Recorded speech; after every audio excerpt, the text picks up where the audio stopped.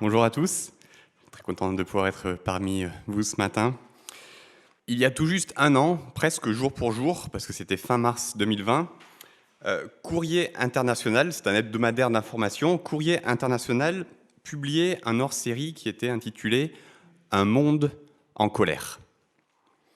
Et dans cette publication, ils ont listé toutes les colères qui se sont exprimées au cours des années précédentes, mais pour la plupart courant 2019. Il y a eu des mouvements contestataires au Chili, en Irak, en Algérie, au Liban, à Hong Kong, aux États-Unis, ici en France. Des colères politiques, souvent violentes, des peuples se sont soulevés contre leur gouvernement, contre des institutions. Le même hors-série a également fait part des colères des activistes écologiques face à l'inaction des politiques face aux enjeux climatiques. Vous vous souvenez des feux de forêt en Australie, la déforestation au Brésil. Les articles ont également fait état des colères qui se sont exprimées sur les réseaux sociaux. Vous vous souvenez du mouvement MeToo contre les agressions sexuelles et contre le sexisme, mais aussi toute forme de colère qui se sont exprimées pour toutes sortes de raisons sur les réseaux. La montée des positions extrémistes aussi, des échanges colériques en tout genre. Et donc, page après page après page, ce hors-série liste toutes les colères, toutes les raisons pour lesquelles des hommes, des femmes, aux quatre coins de la Terre, ont trouvé des causes à leur colère. Quel que soit notre regard sur toutes ces sources de colère, on ne peut que se joindre à la même conclusion. Oui, notre monde est en colère. Ou du moins, et l'éditeur le note, il était en colère jusqu'à ce que l'épidémie de la Covid-19 ne fige la planète, comme si quelqu'un avait quelque part appuyé sur un gigantesque bouton pause. Et donc le monde retient sa respiration, mais on sent que ça ne pourra pas durer éternellement. Il suffit d'allumer les chaînes d'infos pour s'en rendre compte au bout de quelques minutes. Mais du coup, la question, elle nous revient. Comment vivre dans un temps de colère ? Avec notre regard chrétien sur le monde, on a parfois l'impression de ne pas partager les mêmes colères. Mais on baigne dans ce monde quand même. Et on fait face à toutes ces choses, que ce soit des petites incivilités qui nous hérissent les poils, que ce soit l'injustice, l'immoralité, l'impunité de ceux qui font le mal, les colères illégitimes, les violences gratuites. Est-ce que nous, on a le droit de réagir, de ressentir de la colère, d'exprimer de la colère ? Qu'est-ce qu'on doit faire si on commence à voir rouge ? Ce que je vous invite à faire aujourd'hui, c'est d'essayer d'avoir un regard biblique sur cette question de la colère. Mais pour faire ça, assez bizarrement ou paradoxalement, notre point de départ, ça va être le thème de la douceur. Et tout particulièrement ce verset qui va s'afficher dans l'Évangile de Matthieu au chapitre 5, ça sera notre verset clé. Heureux ceux qui sont doux, car ils hériteront la terre. Heureux ceux qui sont doux. Doux. Ça, c'est un mot, je ne sais pas pour vous, mais en tout cas pour moi, un mot qui ne fait pas tellement partie de mon langage quotidien pour parler d'une personne, en tout cas. J'ai rarement dit « Ah bah tiens, telle ou telle personne est doux ou douce ». On parle d'un pull comme ça. On parle du temps qui est doux. Et ce que je vous appelle à découvrir aujourd'hui, c'est que la clé pour vivre dans un monde en colère, c'est de vivre à titre personnel dans l'humilité et la douceur. Et on verra que ces deux notions sont voisines dans l'Écriture, qu'elles vont de pair, l'humilité et la douceur. Mais contrairement à ce qu'on pourrait penser, ce que la Bible nous enseigne à ce sujet n'a rien à voir avec un sorte de vœu de zénitude, où il suffirait de respirer un grand coup pour que tout aille mieux. On verra à partir des textes qu'on va lire ensemble que la douceur a un rôle central à jouer dans notre vie chrétienne, qu'elle est véritablement la marque de notre bonne santé spirituelle. Notre fil rouge qu'on va découvrir au fil de ces textes, c'est ce que je vous propose ici avec les 3 points suivants. Être doux et humble de cœur commence avec Dieu. Être doux et humble de cœur se vit grâce à Dieu, et être doux et humble de cœur se vit devant les hommes. Commençons avec le premier point. Être doux et humble de cœur commence avec Dieu. Si vous le voulez bien, je vous invite à ouvrir vos Bibles et à trouver ce chapitre 5 de l'Évangile de Matthieu, et on va lire ensemble les quelques premiers versets de ce chapitre 5. Ce passage est tiré de ce qu'on appelle les béatitudes. C'est une série de déclarations faites par Jésus qui commencent toutes par « heureux ». « Heureux ceux qui » et vient ensuite la déclaration. Et le but de Jésus ici est d'expliquer à ses disciples ce qu'il attend de leur part. Et donc ça s'adresse aussi à nous aujourd'hui si nous avons cette même envie de suivre Jésus. Lisons ensemble ces quelques versets. Matthieu 5 et on commence au premier verset. À la vue de ces foules, Jésus monta sur la montagne. Il s'assit et ses disciples s'approchèrent de lui. Puis il prit la parole pour les enseigner et il dit : Heureux ceux qui reconnaissent leur pauvreté spirituelle, car le royaume des cieux leur appartient. Heureux ceux qui pleurent, car ils seront consolés. Heureux ceux qui sont doux, car ils hériteront la terre. La première question qu'on peut se poser, c'est tout simplement qui sont les doux qui hériteront la terre ? Qu'est-ce qui les caractérise ? Et pour cela, il faut bien comprendre d'abord le contexte de ce verset dans ce début du chapitre 5 de l'évangile de Matthieu. Spurgeon, un des grands prédicateurs britanniques de la fin du XIXe siècle, notait que ces béatitudes ont un ordre et que cette troisième béatitude, « Heureux ceux qui sont doux », n'aurait pas pu être placée avant les deux premières. Voici comment il explique cet ordre. Quand une personne donne sa vie à Dieu, elle le fait en reconnaissant d'abord et avant tout sa pauvreté spirituelle, son besoin devant Dieu, sa dépendance à Dieu. C'est le point de départ de ce qu'on appelle la conversion. Et donc Jésus commence par là. Heureux ceux qui reconnaissent leur pauvreté spirituelle. Heureux, en somme, celui qui connaît, heureux celui qui a les yeux ouverts sur la réalité de sa situation spirituelle. Ensuite seulement vient la deuxième béatitude. Heureux ceux qui pleurent. Le mot grec qui est ici traduit par pleurer fait allusion à celui qui est en deuil, celui qui déplore sa situation. C'est donc la tristesse, à la suite de la première béatitude, de celui qui maintenant connaît ses manquements devant Dieu. C'est la réaction émotionnelle de celui ou celle qui reconnaît son insuffisance spirituelle. On pourrait donc résumer ces deux premières béatitudes de la façon suivante.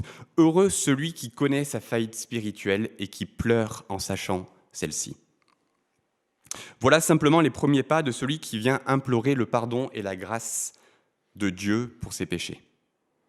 Voilà aussi en même temps les prérequis pour celui qui veut être doux et humble de cœur. Ce sont les deux premières marches avant d'arriver à la troisième.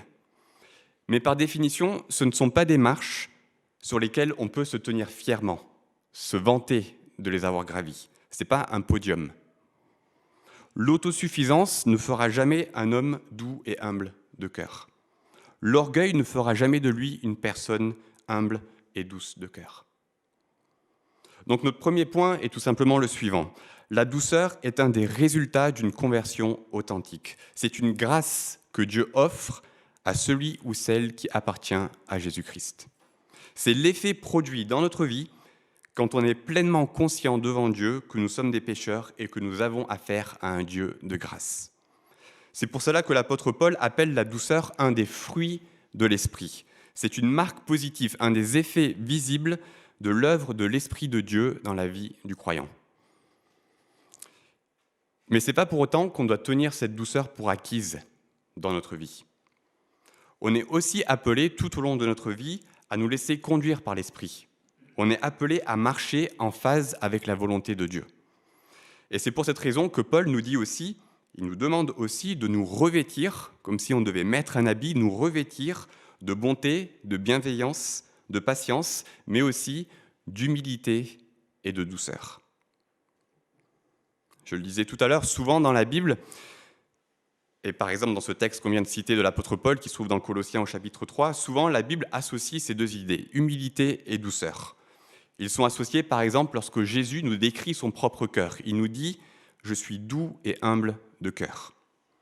Ces deux notions sont proches, mais avant d'avancer plus loin, je pense qu'il y a une distinction à faire et c'est important de la faire maintenant.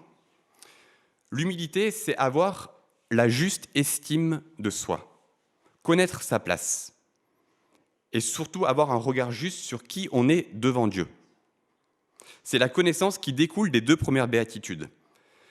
La douceur, elle vient ensuite. Elle se manifeste par le comportement de celui qui est humble.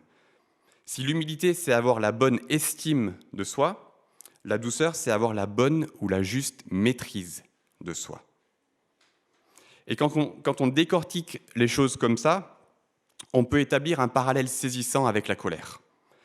Si la douceur doit être ancrée dans l'humilité, et si l'humilité découle de notre juste estime de soi, de qui on est devant Dieu, de la même façon, on peut reconnaître que beaucoup de nos colères sont ancrées dans notre orgueil, et que notre orgueil découle d'une trop grande estime de soi, d'un amour-propre disproportionné. L'humilité mène à la douceur, et donc l'orgueil peut mener à la colère. En tout cas, voilà le chemin, la progression logique de ces 3 premières béatitudes.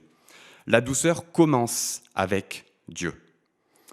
Mais maintenant qu'on a posé cette base, on ne peut pas s'arrêter là. C'est que le début de notre cheminement. On doit aussi vivre cette douceur, la revêtir, comme nous le dit l'apôtre Paul. Et pour voir cela, je vous propose maintenant de nous tourner vers le psaume 37. Alors pourquoi le psaume 37 ? Pour 2 raisons. Premièrement, parce que Jésus, ici, dans cette 3e béatitude, cite ou fait une allusion directe à ce psaume 37. Mais aussi, et vous le verrez, ce psaume 37 est pour nous une sorte de feuille de route pour vivre jour après jour dans un monde d'injustice, pour vivre au quotidien dans un monde qui peut susciter de la colère de tous les côtés. Je vous invite à lire avec moi dans le psaume 37, et on va lire les versets 5 à 11. Voici ce que le psalmiste nous dit. « Recommande ton sort à l'Éternel, mets ta confiance en lui et il agira. Il fera paraître ta justice comme la lumière et ton droit comme le soleil en plein midi. Garde le silence devant l'Éternel et espère en lui. Ne t'irrite pas contre celui qui réussit dans ses entreprises, contre l'homme qui réalise ses méchants projets. Laisse la colère, abandonne la fureur, ne t'irrite pas, ce serait mal faire. Car les méchants seront exterminés, mais ceux qui espèrent en l'Éternel possèdent le pays. Encore un peu de temps et le méchant n'existe plus. Tu regardes l'endroit où il était et il a disparu.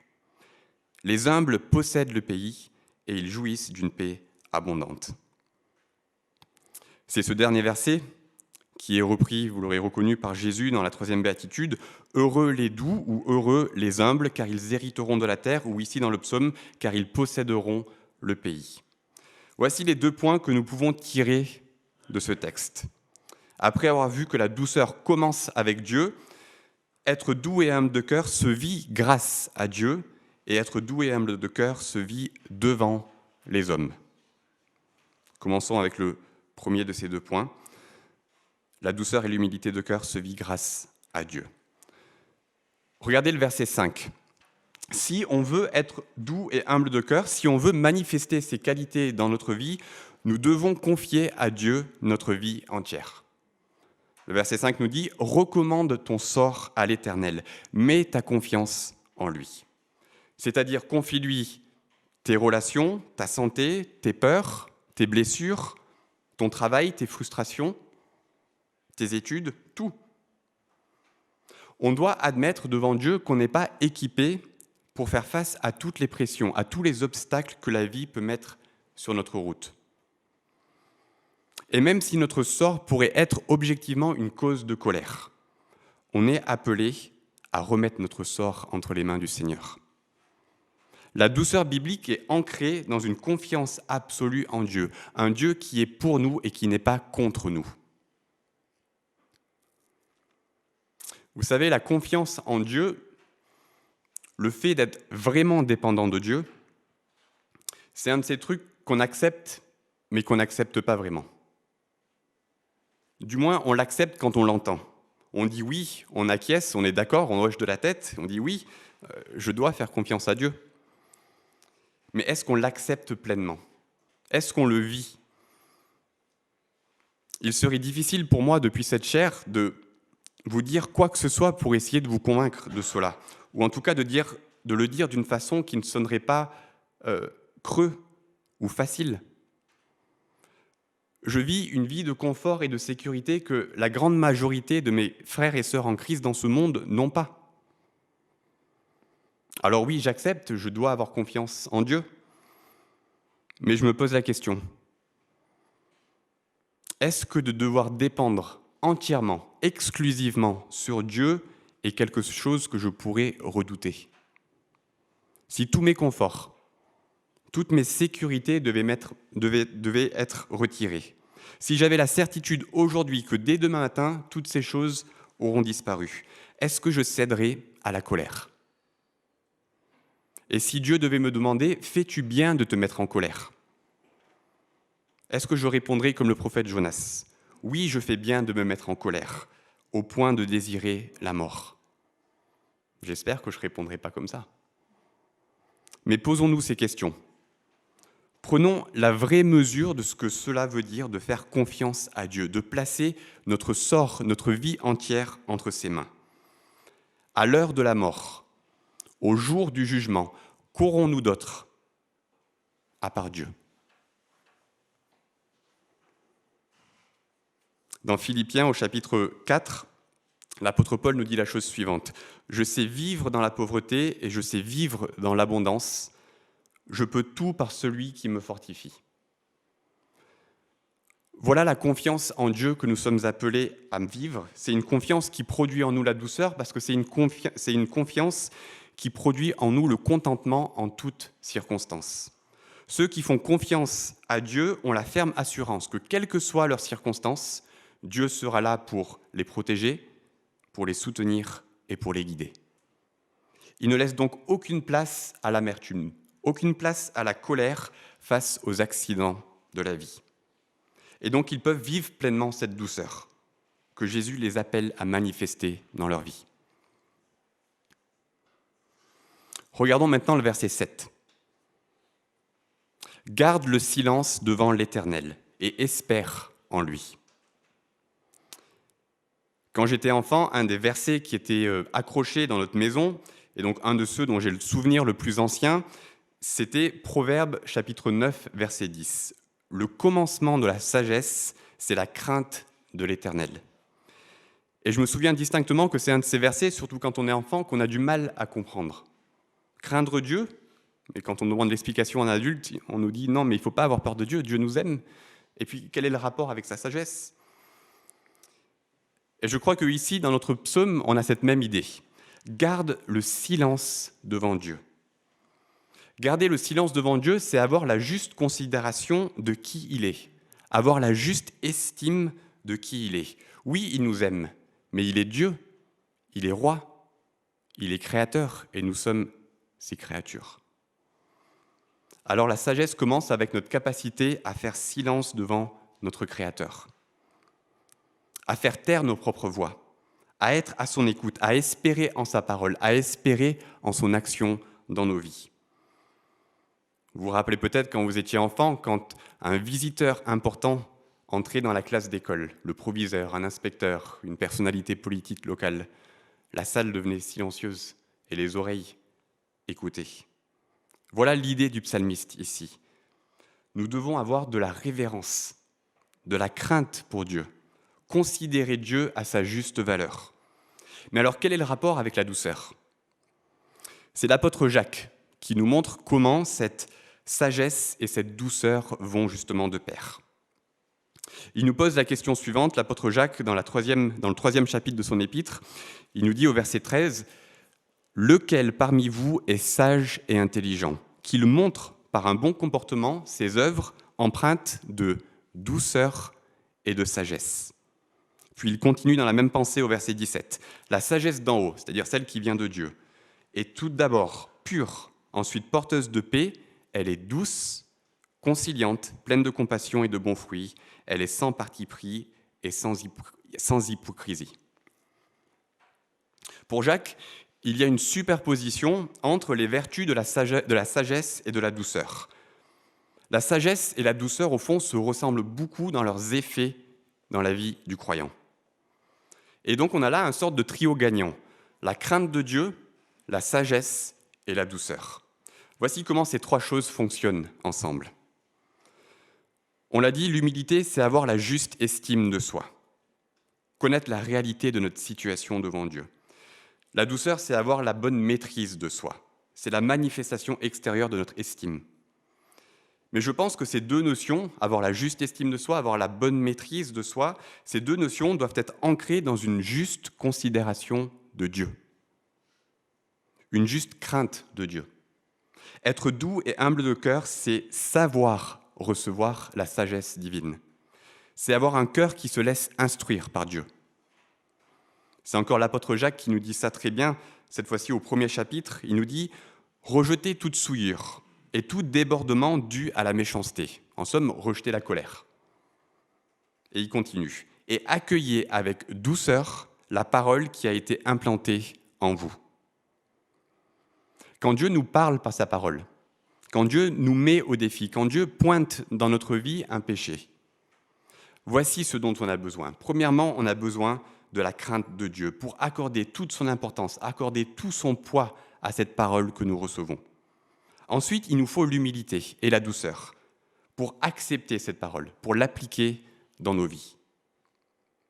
C'est ce qui nous permet d'accepter l'instruction de Dieu sans rejeter par orgueil ce qu'il veut changer dans nos vies. Ceux qui sont parents, ou si vous travaillez avec des enfants, vous le savez bien, la dureté de cœur d'un enfant peut l'empêcher d'accepter votre parole d'adulte. S'il est fâché, s'il est vexé, s'il est en colère, il ne sera pas dans une bonne disposition pour recevoir la vérité. Il en est de même entre nous et Dieu. On doit donc apprendre à accueillir avec douceur sa parole dans nos vies. Voilà donc comment cette douceur et cette humilité se vit au quotidien grâce à Dieu, en lui confiant notre sort et en gardant le silence devant lui, en acceptant sa parole. Mais on est aussi appelé à vivre cette douceur au quotidien, dans le monde. Et c'est notre troisième point. Et on verra que c'est en allant dans ce monde que potentiellement notre douceur va être mise à rude épreuve. Regardons le verset 7. La deuxième partie du verset 7. « Ne t'irrite pas contre celui qui réussit dans ses entreprises, contre l'homme qui réalise ses projets méchants. » Derrière cette phrase « ne t'irrite pas », il faut voir l'idée de ne pas te tracasser, ne pas s'exaspérer, ne pas se faire du souci, ne pas se mettre en colère. Il y a quelques semaines, notre fils Oliver a dû faire face à de l'harcèlement à son école. Les choses vont mieux pour lui maintenant, grâce à Dieu. Mais en tant que parent, on ne s'en était pas rendu compte tout de suite. On s'en est rendu compte après un certain temps parce qu'on a vu qu'il est devenu visiblement irrité, tracassé, en souci à l'idée d'aller à l'école. Et je peux vous dire qu'en tant que père et en tant que parent, on a ressenti de la colère face à cette situation. Et c'est une des raisons qui m'a fait choisir ce sujet pour aujourd'hui. Quand le psalmiste nous encourage ici à ne pas nous irriter contre celui qui réussit dans ses entreprises, contre l'homme qui réalise ses projets méchants, il suppose que nous sommes placés dans des situations qui vont provoquer en nous ces émotions. Même si pendant un temps on peut les supporter, les cacher, les encaisser. Tôt ou tard, à force d'être confronté à ces choses, il va bien falloir apprendre à y faire face. Et donc la question qui nous est posée est la suivante. Comment vivre notre douceur dans un monde qui nous irrite ? C'est une question tellement importante pour nous-mêmes, mais aussi pour nous qui sommes parents et qui voulons accompagner nos enfants dans ce monde. Ce monde qui découvre et qui parfois, quand ils découvrent, ils réalisent que ce monde les désenchante, les décourage. Et en même temps, on veut éduquer nos enfants selon ces principes bibliques. On veut qu'ils soient doux et humbles de cœur. Mais on ne veut pas que nos enfants deviennent naïfs ou crédules.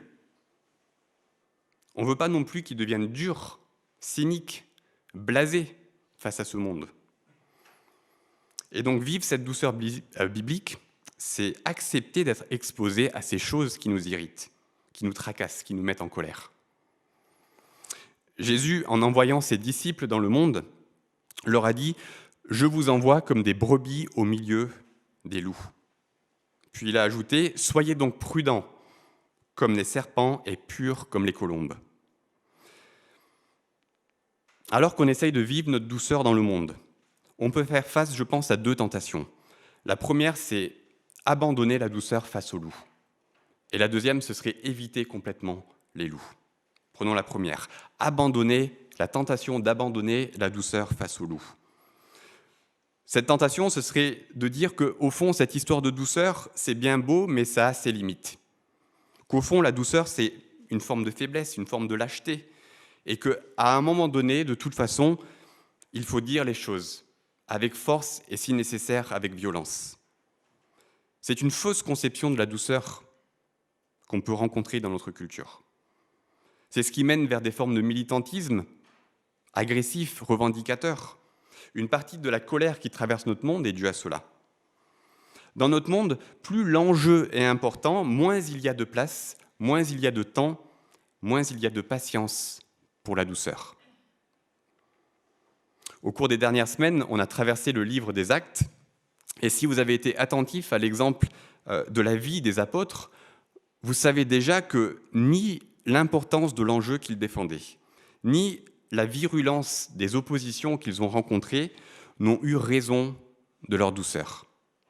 Ils ont défendu la vérité de l'Évangile avec beaucoup de courage, avec de la persévérance, mais toujours avec douceur et humilité.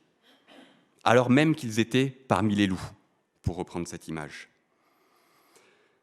Alors non, la douceur biblique n'est pas synonyme de faiblesse, de manque de courage ou de lâcheté. Après tous ces événements qui nous sont relatés dans le livre des Actes, l'apôtre Pierre va écrire la chose suivante dans sa première épître. Il nous dit « Soyez toujours prêts à défendre l'espérance qui est en vous devant ceux qui vous en demandent raison, mais faites-le avec douceur et respect en gardant une bonne conscience. » L'apôtre Paul, lui, écrira à Timothée, il dira « Un serviteur du Seigneur doit être plein de bienveillance envers tous, capable d'enseigner et de supporter l'opposition. Il doit corriger avec douceur les adversaires. » Défendre l'espérance, corriger les adversaires, voilà 2 choses qui demandent beaucoup de courage et que nous sommes appelés à faire avec douceur. Et donc on a ici un des paradoxes de la vie chrétienne. D'un côté, on est appelé à être doux et humble de cœur, mais de l'autre, on est appelé à être plein de courage, inébranlable dans nos convictions, prêt à défendre et à corriger.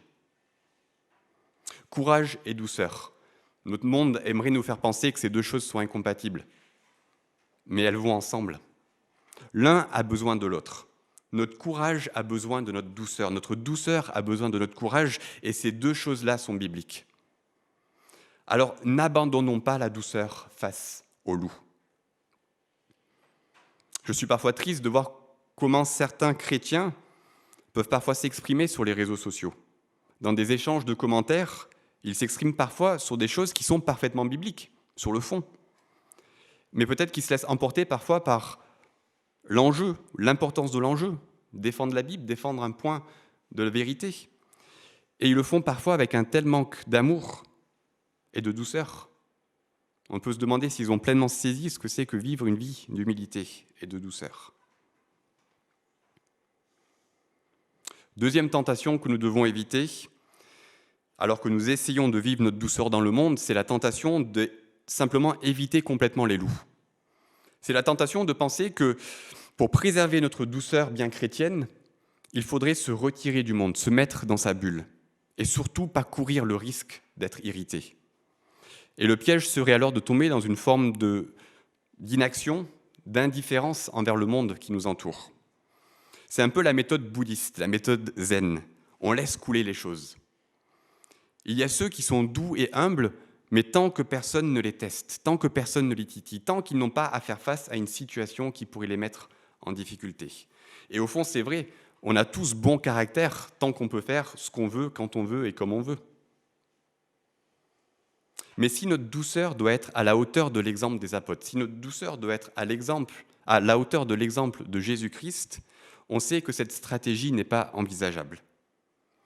À la suite des béatitudes qu'on a lues tout à l'heure, Jésus nous donne la raison pour laquelle on est appelé à vivre ces choses, la raison pourquoi il nous appelle à vivre avec douceur. Il nous dit ça dans Matthieu, chapitre 5, verset 16. Voici ce qu'il nous dit « Que votre lumière brille devant les hommes, afin qu'ils voient votre belle manière d'agir, et qu'ainsi ils célèbrent la gloire de votre Père céleste. La vraie douceur biblique sort dans le monde à la rencontre des loups et elle brille. Elle surmonte et elle résiste au mal, à la cruauté, à l'hostilité, et elle brille pour rendre gloire à Dieu, même face à l'injustice, même sous le feu de la persécution. Et l'exemple suprême que nous avons de cela, c'est Christ à la croix qui crie à son Père, non pas en colère, mais plein de compassion, et qui dit « Père, pardonne-leur, car ils ne savent pas ce qu'ils font ». Ne tombons pas dans ce piège de confondre une vie chrétienne qui se la coule douce avec une vie chrétienne qui rend gloire à Dieu par sa douceur. Mais bien sûr, la question, elle demeure.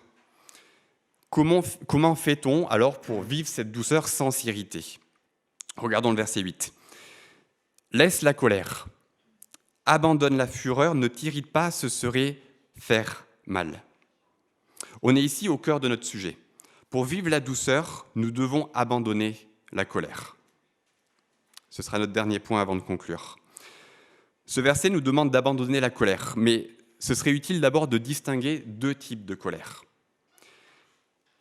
Il y a d'abord la juste colère, celle qui est exprimée contre les mêmes choses qui mettent Dieu lui-même en colère.